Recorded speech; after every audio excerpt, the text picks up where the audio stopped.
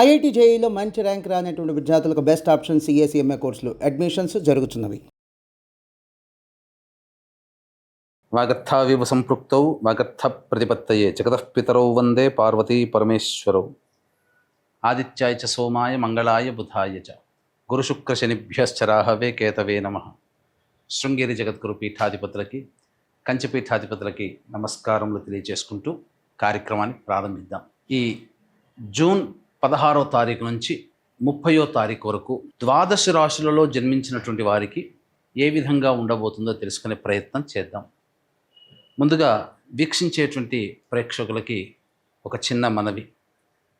చాలామంది ఎంతో గొప్పగా ఆదరిస్తూ వస్తున్నారు ఈ యొక్క రాశుల ఫలితాలకు సంబంధించి. ప్రతి 15 రోజులకు ఒకసారి చేస్తూ ఉన్నాం.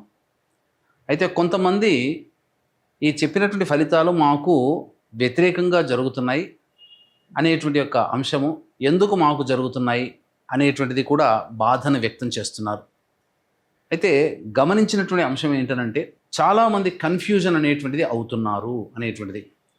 అంటే వాళ్ళకి పుట్టినప్పుడు జన్మ నక్షత్రం ఒకటి ఉంటుంది, కానీ ఆ నక్షత్రాన్ని బట్టి రాశి ఉంటుంది. ఆ రాశిని మీరు పరిగణనలోకి తీసుకోకుండా మీ యొక్క నామ నక్షత్రానికి మాత్రమే ఉన్నటువంటి రాశిని పరిగణనలోకి తీసుకుంటున్నారు. ఉదాహరణకి కోదండరాం అనేటువంటి పేరుంది. అది ఆ కోదండరాం అనేటువంటి యొక్క రాశి జన్మతః ఉన్నటువంటిది కుంభరాశి అని అనుకుందాం. కానీ కోదండరాం అనే పేరుంది కాబట్టి కేకో హాహి పునర్వసు కాబట్టి మిథున రాశి ఫలితాలని చూసుకుంటున్నారు. జన్మించిన రాశి ఏమో కుంభరాశి అయినప్పుడు నామనక్షత్రం ప్రకారం చూసుకునేటువంటి యొక్క మిథున రాశి ఫలితాలు ఎలా సరిపోతాయి? అది ఒక తప్పు జరుగుతుంది. తెలియనటువంటి రెండవ తప్పు ఏంటంటే, చాలామంది ఈ వెస్ట్రన్ ఆస్ట్రాలజీని ఎక్కువగా ఫాలో అవుతున్నారు. చాలా చోట్ల రాశి ఫలితాల్లో మీకు ఏం చెప్పబడి ఉంటుంది? ఉదాహరణకి జూలై 24 నుంచి ఆగస్టు 23 వరకు సింహరాశి అని చెప్పబడి ఉంటుంది. అంటే ఆ మధ్యలో పుట్టినటువంటి వాళ్ళందరూ కూడా సింహరాశి చూసుకోవాలి అని చెప్పి ఆ జొడాయిక్ సైన్ ప్రకారం వాళ్ళు, అదంటే సన్ జొడాయిక్ సైన్ ప్రకారం. మనది రాశి అనేటువంటిది చంద్రుని బట్టి ఉంటుంది. అది మీరు రవిని బట్టి ఉండేటువంటి, రవి ఆ సమయంలో సింహరాశిలో ఉంటాడు కాబట్టి అది రవిని బేస్ చేసుకొని చెప్పేటువంటిది. ఇక్కడ మనం చెప్పుకునేటువంటిది చంద్రుని బేస్ చేసుకునేటువంటిది కాబట్టి మీ యొక్క జన్మ నక్షత్రం ఏదైతే ఉంటుందో ఆ రాశి చూసుకోవాలి. ఆ ఒక నెలలో పుట్టిన వాళ్ళందరూ కూడా సింహరాశి అని అంటే అది అవాస్తవం కదా. కాబట్టి తెలిసి తెలియక అదొకటి ఈ విధంగా చేస్తున్నారు. ఎవరికి తెలియని వాళ్ళకి నామనక్షత్రమే అది చూసుకోవాలి. అందులో కూడా చాలామంది ఇప్పుడు శ్రీనివాస్ అంటే కుంభరాశి చూసుకుంటున్నారు, కానీ చూసుకోవాల్సింది తులారాశి, ఇలా అన్నమాట. కాబట్టి ఈ తేడాని, ఈ మార్పుల్ని మీరు గమనించుకొని అసలు సిసలైనటువంటి మీ రాశి ఏందో దాని ప్రకారం మీ జన్మ పత్రిక ప్రకారం ఉన్నటువంటి రాశిని చూసుకుంటే అప్పుడు మీకు ఫలితాలు కరెక్ట్గా 90% వరకు మీకు మ్యాచ్ అవుతాయి. మనం చెప్పుకునేటువంటిది దినచర్యలలో భాగంగా రోజువారీ కార్యక్రమంలో ఏ రోజు ఆదాయం ఖర్చు ఎలా ఉంటుంది, ఏ రోజు మానసిక పరిస్థితి మంచిగా లేదా ఆందోళనగా ఉంటుంది అనే విషయాల్ని మనం క్లుప్తంగా తెలియచేసుకుంటున్నాం. కాబట్టి ఇవి విషయాలు పరిగణలోకి తీసుకొని మన ఈ చెప్పబడేటువంటి రాశి ఫలితాలు మీరు ఆపాదించుకున్నట్లయితే 90% వరకు మీకు అవి సరిపోతాయి దినచర్యలో, రోజువారీ కార్యక్రమంలో. ఇక మనం వివరాల్లోకి వెళ్ళినట్లయితే 16వ తారీఖు నుంచి 30వ తారీఖు వరకు ఉన్నటువంటి గ్రహ సంచారం తెలుసుకుందాం. మీనరాశిలో శని సంచారం, అలాగే మేషరాశిలో శుక్రుడు మరియు రవి బుధ గురు యొక్క గ్రహ సంచారము మిథున రాశిలోకి, అలాగే 23వ తారీఖు నుంచి బుధుడు కర్కాటక రాశిలో ప్రవేశం చేస్తారు. అలాగే కుజుడు కేతు సింహరాశిలో మరియు రాహువు కుంభరాశిలో సంచారం జరుగుతుంది. దీనిని బట్టి ఈ 12 రాశుల వారికి ఏ విధంగా ఉండబోతుంది 16వ తారీఖు నుంచి మరియు 30 జూన్ వరకు అని తెలియజేసుకుందాం.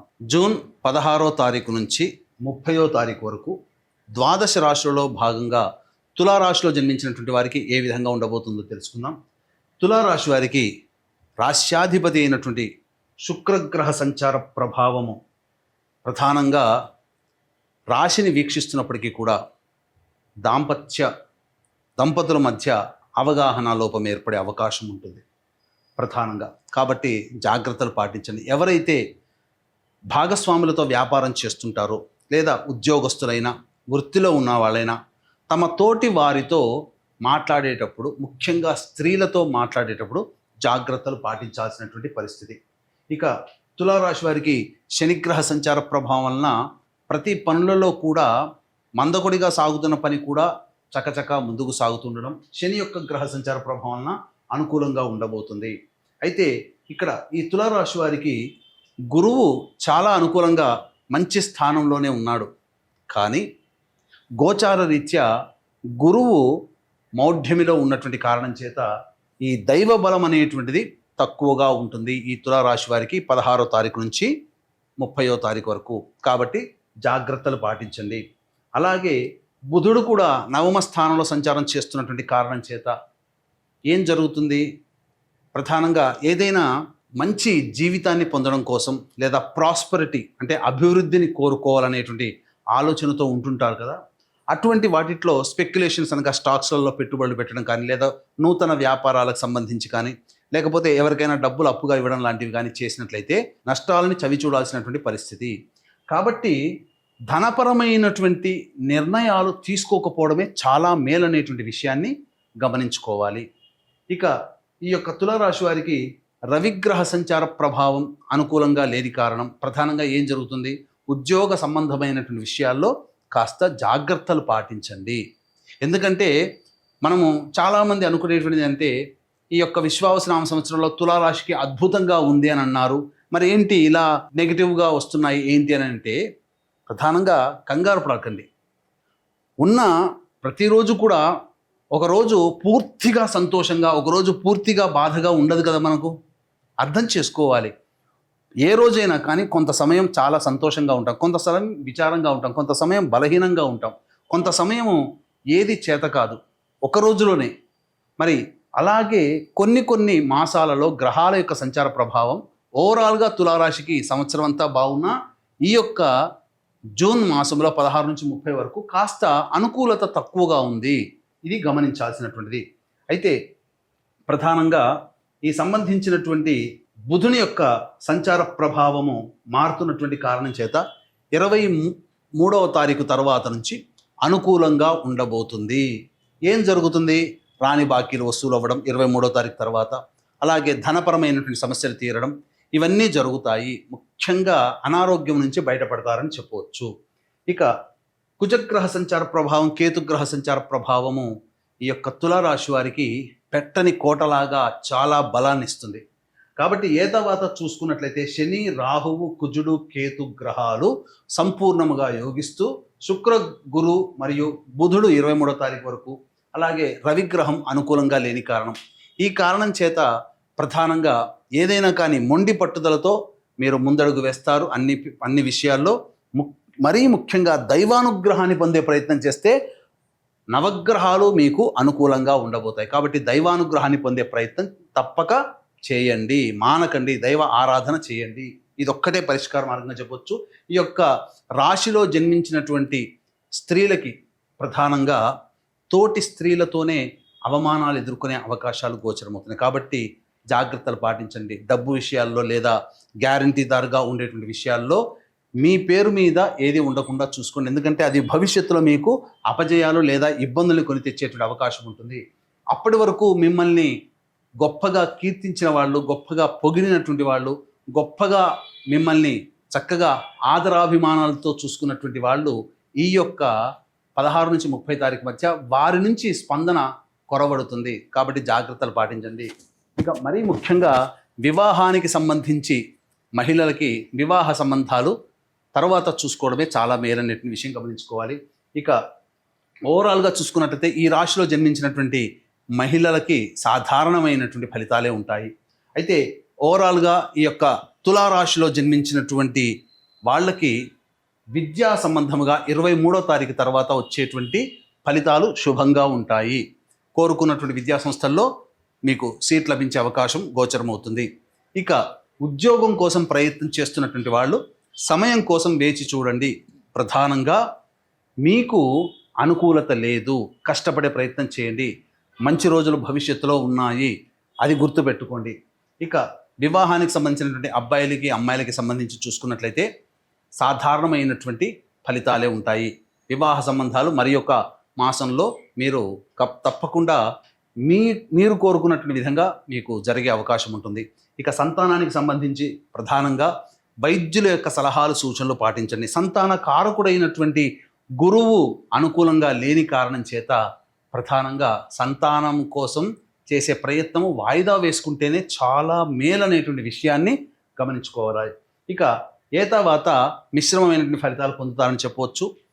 ఇక ఈ యొక్క తులారాశిలో జన్మించినటువంటి వారికి 16 నుంచి 30వ తారీఖు వరకు రోజువారీ కార్యక్రమాల్లో ఏ విధంగా ఉండబోతుందో తెలుసుకుందాం. వీక్షించేటువంటి ప్రేక్షకులకి గమనిక, ఈ యొక్క జూన్ 21వ తారీఖు రోజున ఏకాదశి మరియు అశ్విని నక్షత్రం కలిసినటువంటిది, అద్భుతమైనటువంటి రోజు. కాబట్టి ఈ రోజున ప్రధానంగా జాతకరీత్యా కలుగు విద్య, వివాహ, ఉద్యోగ, దాంపత్య, అనారోగ్య సమస్యల నివారణకి మరియు మేష, మిథున, కర్కాటక, సింహ, కన్య, వృశ్చిక, ధనస్సు, కుంభ, మీన రాశిలో జన్మించినటువంటి వారికి శనిదోష పరిహారార్థమై సర్వదోష నివారణ పూజలు, హోమాలలో భాగంగా పూజలో మీ గోతనామాదులతో జరిపించి శక్తిపాతము చేయబడినటువంటి శంకరుంగలి మాలని మీకు అందివ్వడం జరుగుతుంది. అవకాశం ఉన్నటువంటి వాళ్ళు కార్యక్రమ తదనంతరం కాంటాక్ట్ చేసి పూర్తి వివరాలు తెలుసుకోవచ్చు. ఇక చూసుకున్నట్లయితే ఈ యొక్క తులారాశి వారికి 16వ తారీఖు రోజున వాహనాన్ని నడిపేటప్పుడు జాగ్రత్తలు పాటించాలి. ప్రధానంగా గృహోపకరణాలు మరమ్మతులకు ఎక్కువగా ఖర్చులు అవుతాయి. తల్లిగారి ఆరోగ్యం పట్ల శ్రద్ధ వహించాలి. 17, 18వ తారీఖుల్లో చూసుకున్నట్లయితే మనస్సు చికాకుగా ఉంటుంది. ఏ పని చేయాలన్నప్పటికీ కూడాను ప్రశాంతత ఉండదు. ప్రతిదీ కూడా పరధ్యాసలో ఉంటుంది. మీ ఆరోగ్యం పట్ల శ్రద్ధ వహించాలి. వృధా కాలయాపన జరుగుతుంది.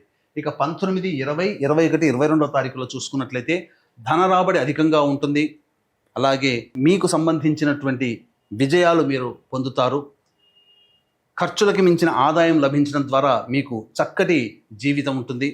అలాగే 21, 22 తారీఖుల్లో మీ యొక్క భాగస్వాములు లేదా జీవిత భాగస్వామి నిర్ణయం మీకు అనుకూలంగా ఉండబోతుంది. అన్ని విధాలుగా లాభదాయకంగా ఉంటుంది. విందుల వినోదాల్లో ఆనందంగా పాల్గొంటారని చెప్పవచ్చు. ఇక 23, 24వ తారీఖుల్లో కనుక చూసుకున్నట్లయితే ప్రధానంగా టెన్షన్తో కూడుకున్నటువంటి వాతావరణం ఉంటుంది. ధన నష్టము జరుగుతుంది. అలాగే ఏ పని చేయాలన్నా కూడా అనాసక్తిగా ఉంటుంది. ప్రతిదీ కూడా ఒక జిగ్జాగ్ లాగా ఉంటుంది. కాబట్టి నిర్ణయాలు తీసుకోలేకపోతారు. జాగ్రత్తలు పాటించండి. ఆరోగ్యాన్ని చూసుకోండి. 25, 26వ తారీఖుల్లో సంతానం మూలకంగా విభేదాలు, ఖర్చులు, సమస్యలు పెరుగుతాయి. సంతానంతో కలహాలు వచ్చే అవకాశం కాబట్టి లౌక్యంతో వ్యవహరించండి. అలాగే ఆస్తికి సంబంధించినటువంటి పరిష్కారాల కోసం మార్గాలు వెతుకుతారు. చర్చలు జరుగుతాయని చెప్పవచ్చు. ముఖ్యంగా మీ ఆరోగ్యం పట్ల శ్రద్ధ వహించాల్సినటువంటిది. ఇక 27, 28, 29, 30 ఈ తేదీలలో అనూహ్యముగా గొప్పగా సంతోషంగా ఉండగలుగుతారు. ధన రాబడి చాలా అధికంగా ఉంటుంది. చేస్తున్నటువంటి వృత్తి, ఉద్యోగాల్లో, వ్యాపారాల్లో మీరు ఊహించిన దానికంటే కూడా ఎక్కువ శుభ ఫలితాలు అనేటువంటివి పొందుతారని చెప్పవచ్చు. అన్ని విధాలుగా ఆనందదాయకంగా ఉంటుంది. ఖర్చులకు మించినటువంటి ఆదాయం మీకు లభిస్తుంది. సంతోషంగా ఉంటారు అని చెప్పవచ్చు. ఏతావాత చెప్పుకొచ్చిందంటే మిశ్రమమైన ఫలితాలు ఈ యొక్క తులారాశిలో జన్మించినటువంటి వారికి ఉండబోతుంది. అలాగే ఈ యొక్క తులారాశిలో జన్మించినటువంటి వారికి సమస్యల పరిష్కారం కోసం ప్రతిరోజు కూడా సర్వదేవకృత లక్ష్మీ స్తోత్ర పారాయణము, దత్త కవచము మీరు గనక పారాయణం చేసుకున్నట్లయితే చాలా మటుకు శుభ ఫలితాలు పొందుతారు. ఇప్పుడు చెప్పినటువంటి సమస్యల కంటే ఇంకా ఎక్కువగా మీరు సమస్యలు ఎదుర్కొంటున్నారు అని అనుకున్నప్పుడు దగ్గరలోని మంచి ఉపాసనా పరులైనటువంటి జ్యోతిష్యులని సంప్రదించి వారి సలహాలు, సూచనలు కనుక పాటించినట్లయితే మరింత మెరుగైనటువంటి ఫలితాలు పొందుతారని తెలియజేస్తూ సర్వం శ్రీ ఉమామహేశ్వర పరబ్రహ్మార్పణమస్తు.